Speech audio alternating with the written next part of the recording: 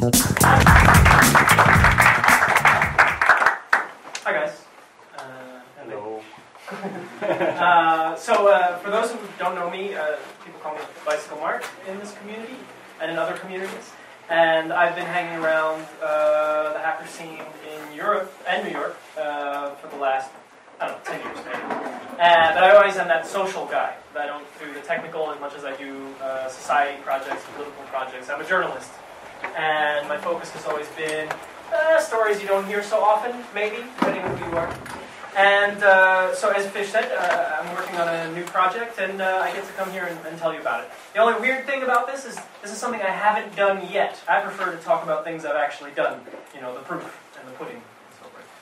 The pudding, these are the ingredients, basically. And this project is something I've been thinking about for years. It's called the Dubai Taxi Project, and I'm working on a slogan. There's a long thread somewhere on the internet arguing about what this slogan should be. So I wrote the longest one possible for you. Stories told by people you rarely hear from in a surprisingly interesting place. So a little bit of why. I have worked as a teacher of journalism in places like Afghanistan, Kosovo, the Republic of Georgia, Egypt, and my favorite had to have been Afghanistan. I've worked there twice, 2010 and 2011. And one of the cool side effects I didn't expect back then was that I get to stop in Dubai on my way to Afghanistan, because Dubai is one of the only airports that would serve Afghan airlines. European airports refuse them because Afghan standards are, well, they're still not up to par. So thankfully Dubai will let shitty airplanes land there still. And that's fine with me, you know. I watched guys sort of pull the door closed as we're taxiing to leave. And I felt pretty confident because they look like they really knew how the door works. I don't know who that guy is in the front seat, but he knows how airplane doors work. See you soon. See you soon. Yeah. Video overlaying. Yeah. So on these trips to Dubai, I'd spend like 4 or 5 days. Usually preparing visas, because you can get an express visa to Afghanistan. This is useful information for you. And hanging out. It was sort of a preparation. You could buy equipment. I mean, it's not like the paradise of electronics, but you can get some Android phones on your way to Afghanistan, where we might distribute them for different projects. And one of the things I realized is we were taking taxis everywhere, because you have to. There's no real public transport. I mean, there are buses, and actually air-conditioned bus stops that really come in handy. But mostly it's a taxi world. The taxi department, or the transportation department, actually is in charge of taxis, so it's kind of like public transport in a way for Dubai, but it's somehow private as well. The point about this, or the point for me, was back then, taxi drivers were super interesting. Now I know that in lots of countries of the world, taxi drivers are interesting. But the thing in Dubai was something I'd never heard before. I mean, I grew up in New York, although no one can afford to take a taxi anymore, but when you have to, you do. And you could talk to a taxi driver. In Amsterdam, people, talk to taxi drivers. I mean, they're making a lot of money. They're not the nicest people. But Dubai taxi drivers, first of all, they're not from Dubai. As you may have heard, very few people in Dubai are from Dubai. And I'll give you some of the numbers in a bit. But what I remember best is just, I'd be sitting in traffic, and this guy sitting next to me would start telling me about his family in Pakistan, and what his son's dream is. And one Afghan driver said to me, "Oh, you're going to my country? That's pretty cool. If you really had time, you should go to Oman." And he proceeded for half an hour to tell me why Oman is the coolest country. I had never even thought about going to Oman. It's now on my itinerary for this project, actually. So what I thought back then was, shit, I record stories all the time, but I'm always on my way somewhere. This is actually the destination. I should be coming here, and I want to ride in taxis and record these taxi driver stories. Now, this is not revolutionary. This is not even a new idea. I am not an innovator. But this is something I wanted to do, and I did a little bit of searching, and there hasn't really been much done on Dubai taxi drivers. So I thought to myself, well, I can do it. I know how. I've seen how it works. I have friends locally. They'll give me a place to stay. This could work. So I wanted to tell you, one of the inspirations for this whole project is actually a guy named Tony Schwartz. He died long ago. He died in 2008. I never met him. But Tony Schwartz was this guy who, he was obsessed with audio. He had one of the first, I think you call it reel-to-reel recording devices, and it was mini reel-to-reel, so You know, it was like the size of my iPad. You just put it in your giant coat and go out and record people. And he would do that. And I guess it was back in the day where this wasn't so secretive or offensive, because he would have a microphone like in his sleeve, and he would just go around recording everyone. I mean, he'd be arrested as a creep these days, but back then, you know, he was an innovator, and he actually wrote to, I think it was Sony that produced this recorder, I could be wrong. He asked Sony for the addresses of other people who got these first recorders, because they were very expensive, and he found these people in South Africa, I think in the UK and elsewhere in Europe, and he wrote to them, and he sent them audio recordings of his life, where he explained his world. This is all so easily done now. And these guys would send recordings to him of traditional things. I remember a guy from South Africa sending him recordings of different tribes in South Africa playing their music. And, you know, again, back in the day, this was exciting. So Tony Schwartz was a sort of innovator. He was agoraphobic, so they say, so he wouldn't leave his zip code. That's a really weird agoraphobia to have. But then again, I seem to have that during the week. I don't leave my zip code. I have everything I need in Oud-West, Amsterdam. But he would, thankfully he lived in Midtown Manhattan. So if you're going to be agoraphobic, you're still going to be able to really have contact with the entire world in that great neighborhood. So he would record everything. One of my favorites is the taxi driver recordings. He would get in a cab, and even though he had his problem with public spaces, he would go for a few blocks in the cab. And I guess he did this so often that he would just carry his recorder with him through the sleeve, and he would record taxi drivers. And back in those days, you know, it was like, let me tell you, kids these days, and they would go on in the cab, and it was just humans telling stories of their lives, of their dreams, of their thoughts on politics and that kind of thing. And in the end, he had this amazing collection. He did a few other projects that I love. He did, this image is from one of his most famous commercials. He made commercials. He was the audio guy, but he realized visuals were important. And this is that old Lyndon Johnson. It was a political campaign. Basically what happens is she's counting dandelion leaves, going 1, 2, 3, and an atomic bomb explodes in the background. And it was a commercial for Lyndon Johnson's campaign. I believe he lost. He had been president after the assassination. But and it was about how, like, he's irresponsible with nuclear weapons. Like, if you elect him, you know, while this little girl is playing the field, a nuclear bomb will go off. And Tony Schwartz was a sort of expert in messing with sound and conversations and natural sounds. So he's one of my big inspirations for this whole thing. And I'm going to mention him a lot when I do this project because he did it first. I just want to do it in Dubai. Very random, but yeah. You all have heard of Dubai. I mean, that's another thing that's interesting about doing this project. Most people haven't been there.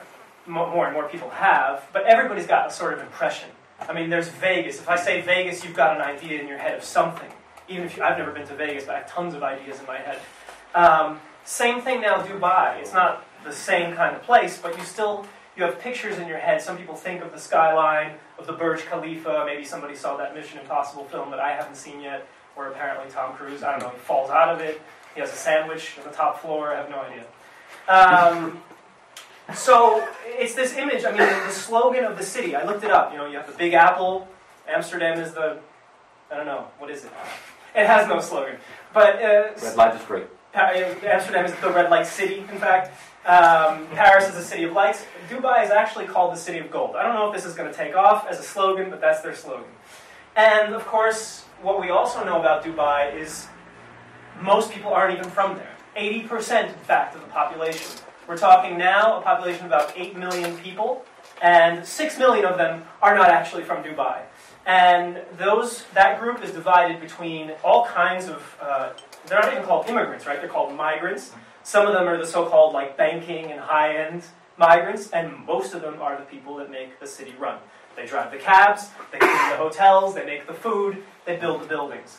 And even though, and we were just talking about Hack in the Box, when it was in Dubai, there's been this decline over the last few years because, in fact, you know, oil prices, despite what they are, they actually went down the whole. So it's been a bad couple of years for Dubai, but they're still building all kinds of things. The world's biggest airport it's been built, but it's not yet reached the status of the world's biggest airport, but that's the goal, and they'll reach it, weirdly enough. They've got it. They're still one of the biggest markets for things like gold, among other things. And so Dubai isn't what it was, but at the same time continues to be the #1 destination. Actually, this whole region, Saudi Arabia, the Emirates, is the #1 region for migrants in the world right now. So depending on how you want to look at it, it's the New York of the late 1800s when people were coming from everywhere on ships, and it's the one of, because we have a lot of these places in the world. So one of the things I was counting on is the fact that maybe Dubai doesn't grab your heart or anything like that, but the idea of leaving your home and working somewhere else and sending your money home to your family and living in this world that isn't yours, I think a lot of us can relate to it, or we know somebody who does that. I mean, we know these stories. So you don't have to love Dubai as much as what my hope is that my audience has an interest in these sort of human stories and moving. It's so standard in our world. So I still consider this city an example of who we are on the planet. So that's what I'm kind of counting on when I do this. I can tell you tons of what I already know about migrant workers in Dubai, but I don't want to bore you right now. It's interesting. It's a lot of people from Asia and the Middle East, primarily. So I'm going to be sitting in cabs with Indian, Pakistani, Bangladeshi drivers primarily. I want to also meet Iraqi and Egyptian drivers. It's a huge population now. And after that, it'll get more difficult. Like, there's women's cabs, but that's only for women. So either I send a proxy, put on a wig, I don't know, but it's going to be harder to do that thing. And family cabs, it's going to be tricky for me to hire a family to appear with me in the family cab. So I might not do those things. Let me tell you about the campaign. So I am an independent journalist. At different times, I'm hired, like a lot of us, as a freelancer, and I write or I do audio, and then that job goes away, and I'm hungry again, and I have to go find more work. I've cooperated with people over the years. I've done a crowdfunded campaign last year for North Africa, where we went to Tunisia, Egypt, and even Lebanon, which isn't in North Africa, and we did interviews with artists to talk about the revolution of 2 years ago, and what it all means to them and what they're doing. But that was me collaborating with someone famous in journalism terms, so I was a junior partner. And we raised $25,000 for a 1-month mission. Great. But that was with his name and his audience, right? So I decided I want to do this on my own. Now, I've had a website for 11 years. My website has always been about underreported news, commenting on what's happening in the world, and my travels. So doing this Kickstarter campaign was kind of like, all right, I have my audience. Some people know me from my blog. Some people know me from actually the hacker community. Wherever they are, I'm going to propose this project to them. I'm going to do these interviews in Dubai, and you guys are going to, not you guys, but they're going to help fund me. And I'll use Kickstarter because, and I know there are other systems, a lot of us probably have donated to stuff. I donated to Mailpile not too long ago. I don't know if you guys like Mailpile, but I was interested. I met those guys at Hacker Camp, and I thought, I would use it when it's ready, and I would support them. They used Indiegogo, which I'm interested in, but my thing was, as you can hear, I'm American, and although my support is kind of equal between, actually more than North America, Europe, it's kind of global, but still, I wanted a system that more people were just going to go, oh yeah, okay, I have an account, click, support mark, okay. So I was counting on the name recognition, which held kind of true. A lot of people jumped up and said, okay, Kickstarter, sure, support. I didn't have to explain what Kickstarter was. But on the other hand, so I've done this Kickstarter campaign, it passed its month.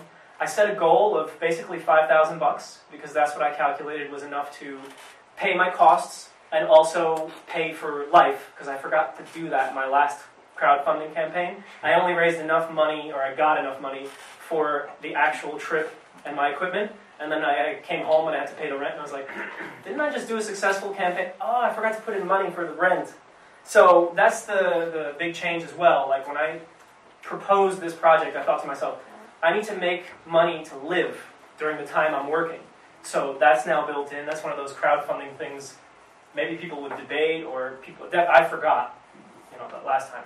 So I did the Kickstarter campaign, and I got what I consider to be very small numbers in terms of supporters. I got 125 people.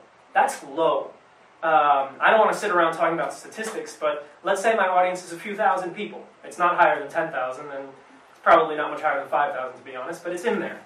Yet the actual people that stepped forward and said, here's 5 to one girl who I don't know gave me $555, which is, she's my record holder. I don't know who she is. And the trick is, though, I'd expect more people, less money, or more people paying less money per person. But that's not how it worked out. It was just 125 people, and I reached my goal and even a little bit over. So the project is funded. You can look at the names and say, who are these people? And there's a lot of my family members on there, which is weird, I got to admit. I didn't want to see so many of my family members. I can't stop them, and I need the funding. But I would rather have people who aren't in my family, who don't even know me that well, because then you know it's about your work, and it's not so much about being a nice guy, or in my mom's case, is she worried that I'm going to be hungry? Why did she send $100? You know. So that's where it's weird. You know, you want to say, like, a lot of Kickstarter successes present themselves as like, it was a huge success. But I'm not going to bullshit. Like, I'm successful, but I have questions about Kickstarter, its fees, who's on that list. So these are things, if you ever do a crowdfunding campaign, you're going to think about these things too. Anyway, got it. It's done. The money is in. Now it's a matter of planning. I go in January 6th. I'll stay 16 days. My plan, I've tried to outline each day. I plan to take 6 cab rides, minimum of 4 per day. My first few days cab rides will be short. I want to see how it feels. I'm not going to pull out a microphone until I get comfortable, and they seem comfortable. I might take 2 long rides that'll be more than an hour. I want to go to Oman by taxi, and I'm hoping that during that Oman taxi ride, that'll develop into a longer conversation. And I plan on releasing this as a podcast series on my website, and then see who else is interested to take it and share it. And I want to write on the topic. There's a newspaper in Dubai that's interested, which I guess is nice to talk to expats in Dubai, all million of them. But I'm curious about being able to write about this for other outlets out there in the world.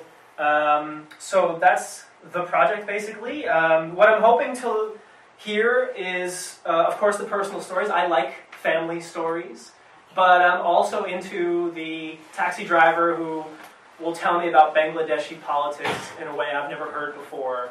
Or a lot of these people have lived long lives in different countries, actually, trying to make it work. So I'm curious to hear those stories as well. So it's not just about family stories, it's about observations. And, you know, I'm also Portuguese, and in Portugal we think cab drivers are all sort of right-wing idiots who never stop talking. And I get that that's a risk. but in Dubai, it's always felt like cab drivers are all really unique individuals. They got a lot of different things on their minds. They've got crazy stories too, because that city attracts everything from money to desperation, and that always equals interesting. So I'm counting on that city to play a factor, and these people in this city and this time that we live in. I'm counting on that to be a lot of fun. So it all begins really next month, and we'll see what happens. But yeah, and I'll put a few things for following. Some people are still sending me money through PayPal because they prefer, or Flatter, because they don't want to send through Kickstarter. The beauty is I already reached the goal with Kickstarter, so I don't care anymore about that. It's settled. But that's always amazing. Like, the community still is sending money and that sort of thing. But mostly I'm just hoping that people follow the journey now. And that's it. That's my story.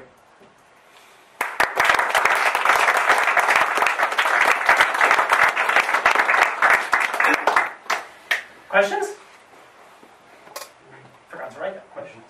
And for the average taxi driver, what's his amount of hours he needs to work to earn his regular food? So they're a mix of stories, but no one owns their own. Rarely do they own their own taxi. That would be interesting to find someone. And they end up having these quotas to fill. And once you have to hit the quota of, like, you end up driving between 8 and 16 hours in a day. It's bad. It gets really bad. And the weird part is there's a lot of fees. You owe the taxi company a fee. Your uniform costs some like $200, which is crazy. They're nice uniforms. But it's considered third best taxi system in the world, according to, like, you know, tourism, like TripAdvisor. Mm-hmm. Tokyo, Singapore, apparently. Mm-hmm. And then third is Dubai. We'll see. But so then after you pay all these hidden fees, I've heard you end up with like €200 a month. And apparently these guys send it all home. The cab drivers that I've spoken to, wish I could have recorded them back then, they live in dorms, sort of like, you know, 5-room apartment with 2 guys, 3 guys in each room. Yeah.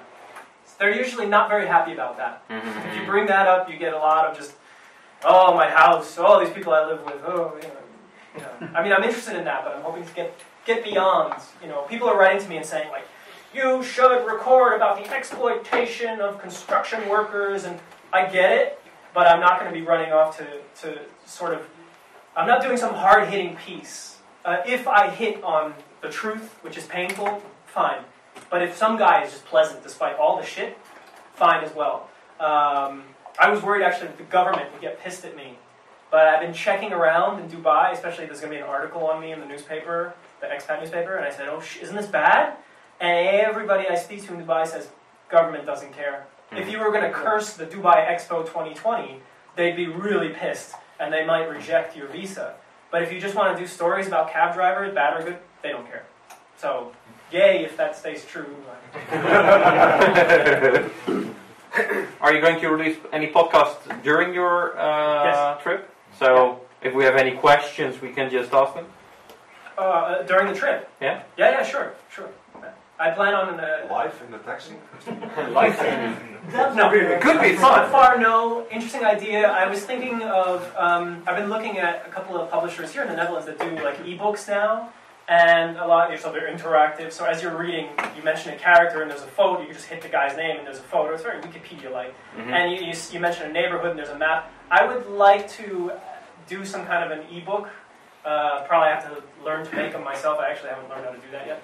And I would like to add my own multimedia features, which would be like, maybe I'll record my GPS, and see where I end up and publish it somehow. Maybe after, where I've been going regularly. Maybe it matters. So I'm thinking about recording that extra information for publishing later. So what do you expect to get out of it? You will just do just the stories, or will you start extracting stuff out of it and combining and researching around? On the surface, I would be happy with getting the human stories. No matter how personal and simple they are, that's my first priority. After that, I'm going to look at all the stories, and I want to write about the experience, so I want it to be like a travel experience, a travel log of what I learned doing this, what I was wrong about. And then look at the big picture and see if there are things I could write about. The whole question of life there, and is this good what we've done, this world we've set up this way, this city. So the bigger conclusions I might do once I've gathered everything. But maybe there won't be any big conclusions. So that would be kind of extra. I hope to see patterns, or I hope to see something I can write about when I step back from the whole trip. There's a journalist there, she's actually German. She's a good friend of mine, and she's hosting me for most of this trip. And she's interested in writing about it for German newspapers. And I said, you give me a place to stay, you can listen to all my interviews and read all my notes, and if you want to write some articles, I think I would be okay with that. Put me down as a helper. So I'm curious to see what other people would do with my data as well. Data sounds very scientific. But that's it. The goals are not low, but reachable. And then after that, everything is a bonus. All right, thanks, guys. Oh, there's a... Are you worried about any critics, or worried about the government when you stumble upon any critic story of someone which you are writing for? I've had a lot of assurances. I still worry, but I've had a lot of assurances from journalists there saying they just won't care, and I'm amazed by it actually. I'm still worried. The taxi drivers themselves, when I pull out a microphone, they'll go, "Hey, no." So I'm trying to figure out how to get around stuff like that. But I'm not really worried about the government anymore. Also, I'm thinking if I get anything that's super critical about the system there, I might save that show for when I've left the country. And then you never... I'm banned. Yeah, you're banned. You're never going to be back there. Yeah, but I from every piece of feedback I get, apparently I don't need to worry about that, because I'm a small fish and they've got much bigger things going on. Maybe the government are 80% migrants themselves. No, no, they're all Emiratis, but they are, like, this whole thing of being worried about the working conditions in Dubai. That's been going on for 10 years now. I mean, it's a known topic, and the government itself is trying to do stuff. You can say not very good job, but they're trying to do stuff. So they're into the idea that someone's going to talk with their cab drivers. So they're not as like protective. And they're doing stuff with these governments, like Indian government. Actually, I'm going to talk about that a little bit. They have like programs now for like an insurance program for Indian workers. The Indian government put it up, and it's for people in the UAE, for Indians in the UAE. So apparently the government is interested in projects like mine. As long as they don't tell me what to do, I don't mind if they go like, keep going, yay. If they give me free tea, I think I'll be okay with that. Are you dreaming on a few projects like this? Like Singapore or Tokyo?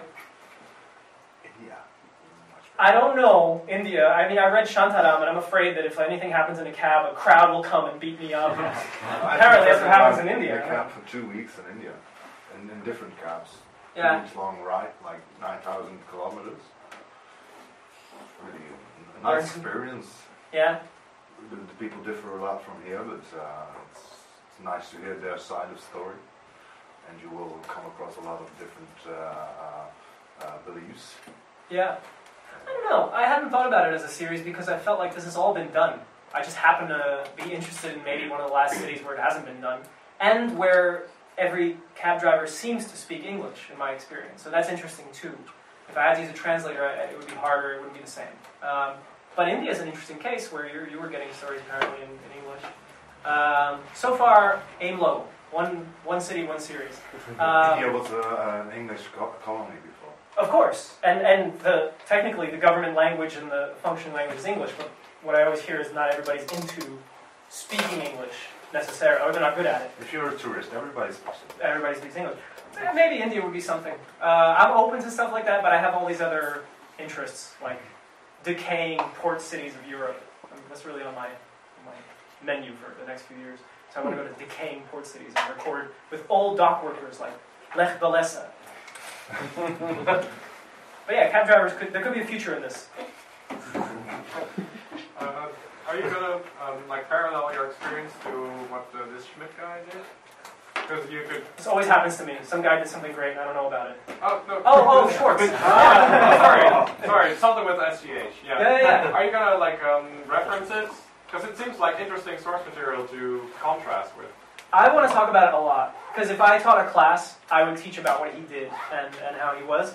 I think my work isn't going to be as cool as his, but maybe I'll be like... Something to raise it up. Yeah, I want him to be like my reference point, because that's honestly what is my reference point. When I saw this guy, I mean, he's a total pack rat. They found so many recordings in his house after that. Where can we learn more about this guy? TonySchwartz.org, but when you I think it's TonySchwartz.org, or if you Google him, Tony Schwartz Audio.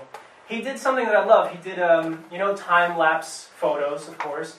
He did an audio lapse, or an audio time-lapse of his niece from baby to 13 years of age in 2 minutes. You hear the baby become the toddler, and you hear her start to talk, and then speak almost like an adult. And he was just obsessed. He did one called A Dog's Life. I don't know how many minutes it is, but it's everything that once a year he would record the dog, either barking, walking, people talking to the dog. So he has a compressed version of A Dog's Life in audio. And I'm not going to be interviewing dogs, but I think he's crazy awesome. Great, yeah. And if you go to the website, you'll see lots of interviews with him, and that's how I first heard. I was listening to a podcast that talked about it. And I was like, oh, yeah, I like it. All right. Okay, Mark. Thank you.